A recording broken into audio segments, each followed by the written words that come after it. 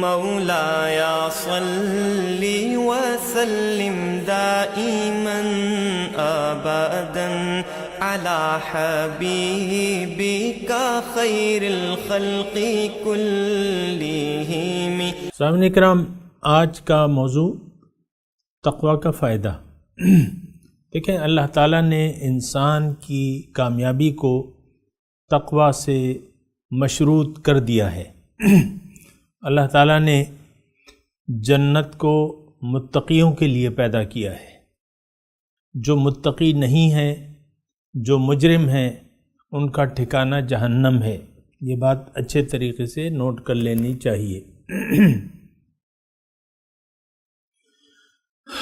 اور تقوی ہی ہماری کامیابی کی دلیل بن سکتی ہے، اور قرآن سے ہم فائدہ اسی وقت حاصل کر سکتے ہیں کہ جب ہم متقی بن جائیں یا متقی بننے کا ارادہ کر لیں، تو قرآن میں پھر اس شخص کے لیے ہدایت ہے۔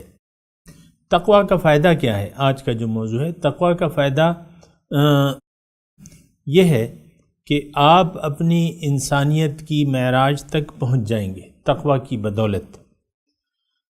اگر آپ نے تقوی کا راستہ اپنا لیا، اللہ کو منزل بنا کے آپ ایک محتاط زندگی گزارنے لگے، ایک تقوی بھری زندگی گزارنے لگے، تو آپ اپنی معراج تک پہنچ جائیں گے۔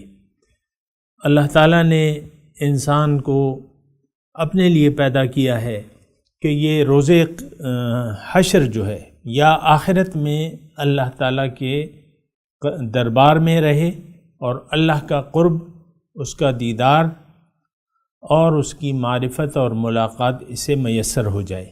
اس کے لیے دنیا میں اس کو کوشش کرنی ہے، اور اس کی کوششوں کا نچوڑ جو ہے یا لب لباب جو ہے وہ تقوی بھری زندگی ہے۔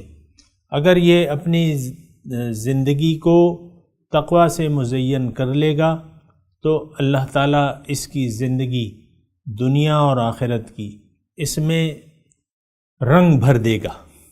یعنی پہلے تو یہ بے رنگ ہوتی ہے، بعد میں یہ رنگی جاتی ہے اللہ تعالیٰ کی صفات سے۔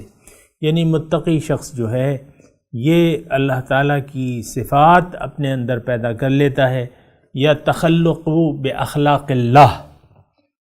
حضور صلی اللہ علیہ وسلم فرماتے ہیں کہ تم اللہ کے رنگ میں رنگ جاؤ۔ تو یہ متقی شخص جو ہے یہ اللہ تعالیٰ کی چونکہ صفات اپنا لیتا ہے، تو اب اس کو اللہ کا قرب دنیا میں بھی میسر ہو جاتا ہے۔ قرب الہی اور معرفت یہ کسی حد تک آپ دنیا میں بھی حاصل کر سکتے ہیں، کیونکہ دل جب آپ کا یاد الہی سے معمور ہو جائے اور یاد الہی سے بھر جائے، اس کا مطلب یہ ہے کہ آپ کو تقوی کے ثمرات مرتب ہو رہے ہیں۔ تقوی کا فائدہ یہ بھی ہے کہ آپ کو اللہ تعالیٰ کی رضا حاصل ہو سکتی ہے۔ یعنی تقوی کی روش اختیار کر لینے سے آپ اللہ تعالیٰ کو راضی کر سکتے ہیں۔ اللہ تعالیٰ کی ناراضگی کے کام نہ کرنے کی وجہ سے آپ کو اللہ تعالیٰ کی رضا حاصل ہو سکتی ہے۔ یہ بہت بڑا فائدہ ہے، اور نیز یہ بھی ہے کہ آپ اللہ تعالیٰ کا اپنے دل کو عرش الہی بھی بنا سکتے ہیں دنیا میں۔ یعنی آپ کا دل جو ہے وہ عرش الہی بن جائے گا، یعنی دل نورانی ہو جائے گا آپ کا۔ جب آپ کا دل نورانی ہو جائے اور دل عرش الہی بن جائے، اور آپ اپنی مرضی کو اللہ کی رضا میں گم کر دیں، تو یہ وہ نقطہ عروج ہے جس کا مطالبہ ہم سے کیا جا رہا ہے کہ تقوی اختیار کر لو۔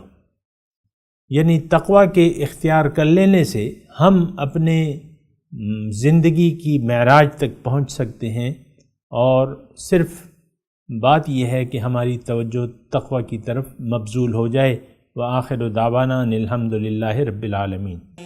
مولایا صلی وسلم دائما ابدا على حبيبك خير الخلق كلهم